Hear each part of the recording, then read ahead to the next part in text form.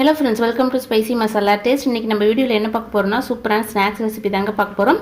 குழந்தைங்கள்லாம் வீட்டில் இருக்காங்க இல்லைங்களா, டெய்லியும் ஏதாவது ஒரு ஸ்நாக்ஸ் கேட்டுகிட்டே இருப்பாங்க. இந்த மாதிரி டிஃப்ரெண்ட்டாக ஏதாவது செஞ்சு கொடுத்துட்டே இருக்கணுங்க. இந்த மாதிரி செஞ்சு கொடுக்கும்போது ஹெல்த்தியாகவும் இருக்குங்க.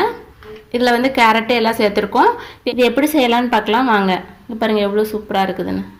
ஒரு பவுல் எடுத்துருக்கேங்க. அதில் 1 கப் அளவுக்கு கோதுமை மாவு சேர்த்துக்கலாம். தேவையான அளவுக்கு உப்பு சேர்த்துக்கலாங்க. 1 ஸ்பூன் அளவுக்கு குக்கிங் ஆயில் சேர்த்துக்கலாங்க. ஆயில் கூட நல்லா மிக்ஸ் ஆகிற அளவுக்கு நல்லா கலந்து விட்டுக்கலாங்க. இப்போ பாருங்க கலந்து விட்டாச்சு. இப்போ வந்து தண்ணி கொஞ்சம் சேர்த்துட்டு நல்லா சப்பாத்தி மாவு பதத்துக்கு பசைஞ்சு எடுத்துக்கலாங்க. இப்போ பாருங்க சப்பாத்தி மாவு பதத்துக்கு வந்து பசைஞ்சு வச்சாச்சுங்க. மேலே வந்து லைட்டாக ஆயில் அப்ளை பண்ணியிருக்கேன். ஒரு 10 நிமிஷம் இருக்கட்டுங்க. நம்ம அதுக்குள்ளே ஸ்டஃபிங் வந்து ரெடி பண்ணிக்கலாம். ஒரு பவுல் எடுத்துருக்கேங்க. பெரிய வெங்காயம் கட் பண்ணி வச்சுருக்கேன், அதை சேர்த்துக்கலாம். ஒரு கேரட் எடுத்து துருவி வச்சுருக்கேங்க, அதையும் சேர்த்துக்கலாம். மல்லித்தலை கொஞ்சம் கட் பண்ணி வச்சுருக்கீங்க, அதை சேர்த்துக்கலாம். கொஞ்சமாக கரம் மசாலா சேர்த்துக்கலாங்க. மிளகாய் தூள் வந்து 1/2 ஸ்பூன் அளவுக்கு சேர்த்துக்கலாங்க. காரத்துக்கு தகுந்த மாதிரி சேர்த்துக்கோங்க. நான் குழந்தைங்க சாப்பிட்றதுனால கொஞ்சம் கம்மியாக சேர்த்துக்கிறேங்க. உப்பு தேவையான அளவுக்கு சேர்த்துக்கலாம். கலந்து விட்டுக்கலாங்க. இன்றைக்கி ஸ்டஃபிங் வந்து நம்ம பச்சையாக தாங்க செய்ய போகிறோம். இது ஒரு டேஸ்ட் நல்லாயிருக்குங்க.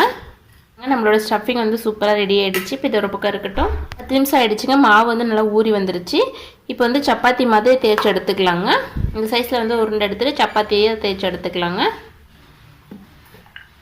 சப்பாத்தி தேய்ப்போம் இல்லைங்களா, அந்த சைஸுக்கு வந்து தேய்ச்சி எடுத்தாச்சுங்க. இது மேலே லைட்டாக ஆயில் வந்து அப்ளை பண்ணிக்கலாங்க. நம்ம செஞ்சு வச்சுருங்களா அந்த ஸ்டஃபிங் வச்சுக்கலாம். நமக்கு எவ்வளோ தேவையோ அந்த அளவுக்கு வச்சுக்கலாங்க. இந்த மாதிரி மடித்து விட்டுக்கலாங்க.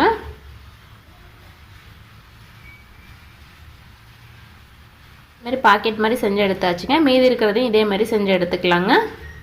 எல்லாமே இந்த மாதிரி பாக்கெட்டாக செஞ்சு எடுத்தாச்சுங்க. இப்போ எண்ணெயில் வந்து பொரிச்சு எடுத்துக்கலாங்க.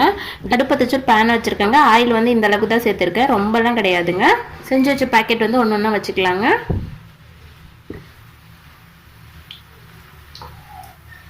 பாருங்க எல்லா பாக்கெட்டையும் வச்சாச்சு. அடுப்பு வந்து மிதமான தீயில் வச்சு 2 பக்கமும் நல்லா வெந்து வர வரைக்கும் வேக வச்சு எடுத்துக்கலாங்க.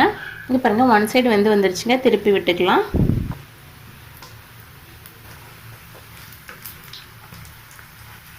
இதே மாதிரி 2 சைடும் வந்து நல்லா வேக வச்சு எடுத்துக்கலாங்க.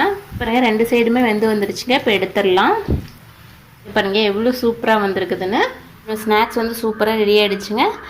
நீங்களும் இதே மாதிரி வீட்டில் ட்ரை பண்ணி பாருங்கள். உங்கள் ஃபீட்பேக் வந்து மறக்காமல் கமெண்ட் பண்ணுங்கள். உங்கள் சேனல் பிடிச்சிருந்தா சப்ஸ்கிரைப் பண்ணி பெல் ஐகானை கிளிக் பண்ணுங்கள். தேங்க்யூ, தேங்க்ஸ் ஃபார் வாட்சிங்.